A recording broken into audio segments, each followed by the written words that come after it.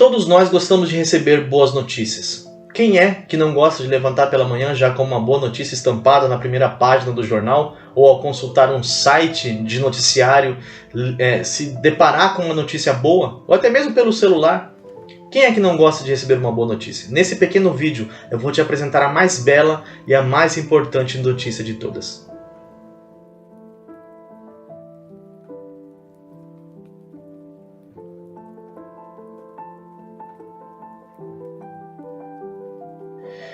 Como eu disse em princípio, quase que diariamente nós consultamos sites de noticiários e jornais televisivos na busca de encontrar uma boa notícia. Todavia, o que nós temos visto é exatamente o contrário.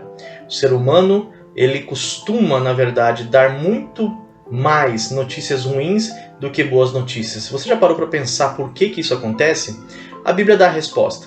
A Bíblia diz que todos pecaram e destituídos eles estão da glória de Deus. É por isso que nós, quando vemos as notícias nos telejornais, nós vemos mortes, homicídios, nós vemos suicídios, adultério, imoralidade, desonestidade, roubo, violência, abortos e coisas que são, em última instância, dessa natureza, coisas ruins. Nós ficamos então na expectativa de receber uma boa notícia. Na verdade, uma boa notícia é muito mais desejada em tempos de calamidade, em tempos em que as coisas estão ruins. Quando nós olhamos para a Escritura, nós vemos que essa é a atual condição da humanidade. Queda, depravação e separação. Após o homem violar o pacto que Deus fez no Jardim do Éden, a Bíblia diz que todos pecaram e destituídos estão da glória de Deus. É por isso que há separação, morte, castigo, a ira de Deus está sobre a humanidade e, sobretudo, a morte entrou no mundo. Mas eu tenho uma boa notícia para você.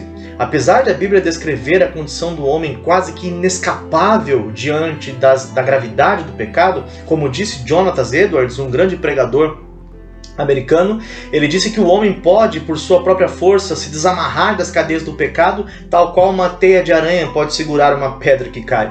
Ou seja, o homem, pela sua própria força, não pode escapar da atual condição na qual ele se encontra. É uma enfermidade mortal. Isaías descreve o homem com chagas purulentas da planta dos pés até o alto da cabeça, e até mesmo as suas obras de justiça são trapos de imundícia. Essa é a condição do homem. Não há escape para o homem diante da fúria, da ira de Deus na sua atual condição. E a boa notícia que eu trago para você, na verdade, ela está registrada no Evangelho de Lucas, capítulo 2, a partir do verso 8. Veja o que diz o texto. Havia naquela mesma região pastores que viviam nos campos e guardavam o seu rebanho durante as vigílias da noite. E o anjo do Senhor desceu aonde eles estavam, e a glória do Senhor brilhou ao redor deles, e ficaram tomados de grande temor.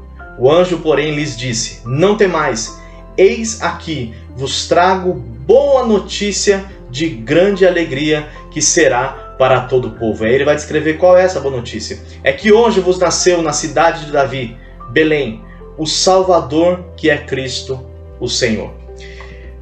O anjo trouxe uma boa nova.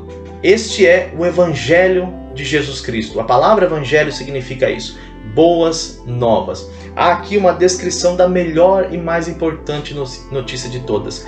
Cristo veio ao mundo para livrar o homem da sua atual condição. Se não vejamos, veja o que Paulo diz depois de descrever a condição do homem diante do pecado, tanto judeus quanto gentios, dizendo que toda a humanidade está em estado de queda e se encontra indesculpável diante das irrefutáveis revelações da existência de Deus através da criação, que dá testemunho de que Deus existe e que ama a humanidade. Veja o que Paulo diz em Romanos capítulo 3, verso 21. Mas agora, sem lei, se manifestou a justiça de Deus, testemunhada pela lei e pelos profetas. Justiça de Deus mediante a fé em Jesus Cristo, para todos e sobre todos os que creem.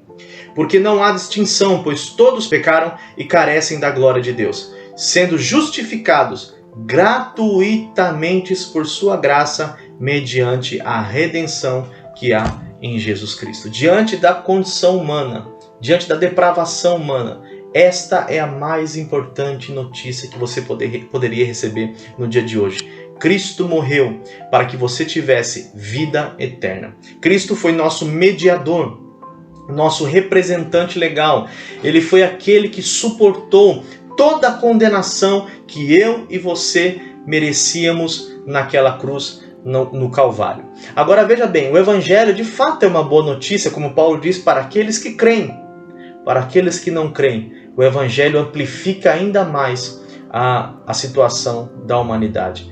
Para aqueles que creem, o Evangelho possui cheiro de perfume, cheiro de vida, mas para aqueles que não creem, diz a Bíblia que o Evangelho é cheiro de morte. Passa a ser uma sentença de morte e de juízo, porque Deus enviou seu Filho para morrer na cruz para nos dar a salvação. A rejeição dessa salvação ainda torna a condição do homem ainda pior do que estava. Portanto, receba essa notícia e se arrependa dos seus pecados, porque Cristo deseja te salvar.